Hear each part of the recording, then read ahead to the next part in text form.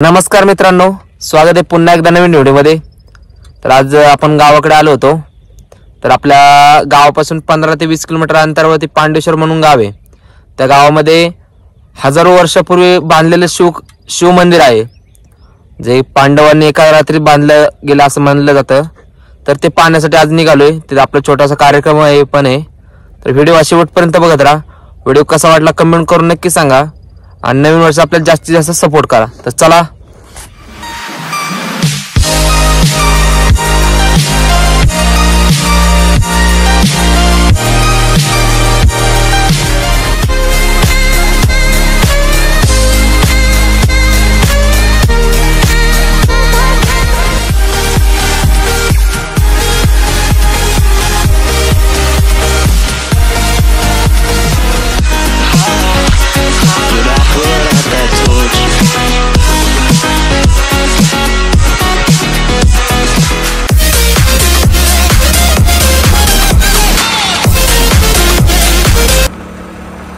आता आपण निघालोय गाडीवरती।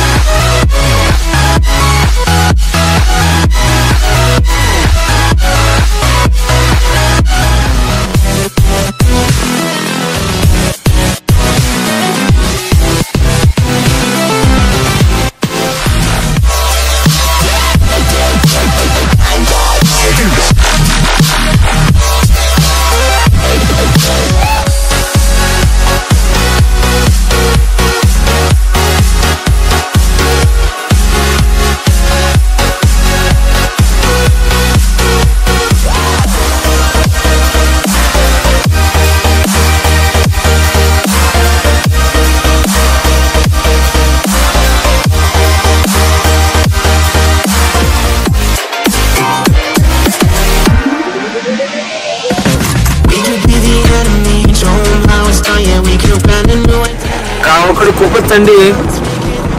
पुण्याला असल्यावरती काय थंडी वाजत नाही, त्यामुळे काय वाटत नाही। पण अजून आता सकाळचे 8 वाजून गेले तरी अजून थंडी इकडे खूप।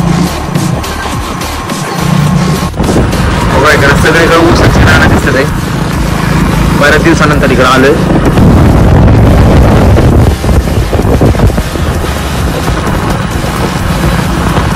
अजून या साईडने यायला रस्ता जो खराब होता खूप, चांगलं काम झालंय त्याचं।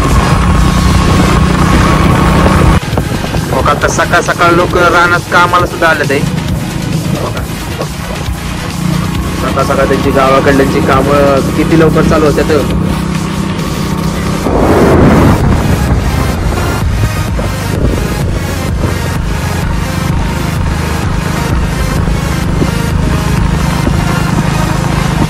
ओका मित्रांनो, आपण आता पांडेश्वरला जात असताना त्यापासून एक 7 ते 8 किलोमीटर अंतरावरती भोंडेवाडी गाव म्हणून आहे।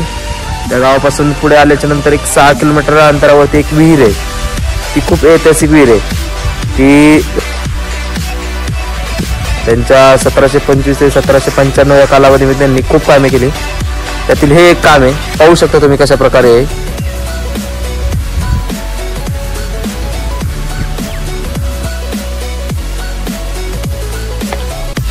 विहिरीमध्ये पाणी पण खूप आहे, असं म्हटलं जातं की पाणी कधी आटत नाही विहिरीतून। पाणी दिसत हे विहीर राजमाता अहिल्याबाई होळकर यांनी येणाऱ्या जाणाऱ्यांना पाणी पिण्यासाठी बांधलेली होती। लोक इकडे पाठीमाग पाणी आहे। इथं काहीतरी लिहिलेलं आहे वरती, आपलं काहीतरी लिहिलंय। एवढं ओळखू येत नाही। मोडी लिपी एक आपल्या साध्या मराठी लिपीमध्ये पण आहे काहीतरी। आता आपण पांडेश्वर गावाच्या जवळ आलोय।